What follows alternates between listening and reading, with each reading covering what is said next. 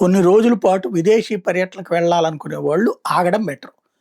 Iran వైపుకొద్దు, Israel వైపుకొద్దు, Europe వైపుకి వెళ్ళొద్దు. ఎందుకంటే విదేశీ ప్రయాణాలు ఈ టైంలో క్షేమకరం గాదు. ఇరాన్‌కి ఇజ్రాయెల్‌కి యుద్ధం ఎప్పుడు ఆరంభమవుతుందో తెలీదు. అదే ఆరంభమైతే గగన తలాలు మూసుకుపోతాయి. ఆ రూట్‌లలో వెళ్ళడానికి ఉండదు.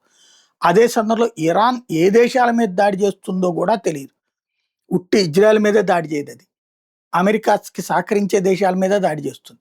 అప్పుడు ఆ దేశాలు ఇరాన్ ఒక్కదాన్నే కాదు, ఇరాన్‌కి సహకరించేటటువంటి లెబనాన్ మీద అటాక్ చేయొచ్చు, సిరియా మీద అటాక్ చేయొచ్చు, ఏ దేశాల మీదనైనా అటాక్ చేయొచ్చు.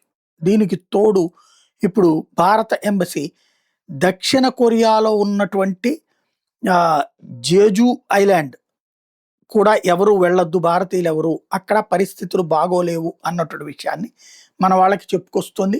మనం ఎక్కడికన్నా విదేశాలు వెళ్ళాలనుకున్నప్పుడు ఓసారి మన విదేశాంగ శాఖని టచ్ చేసుకొని, ఎక్కడికి వెళ్ళొచ్చు, ఎక్కడ వెళ్ళకూడదు అన్నది చెక్ చేసుకోవడం బెటర్ అనమాట.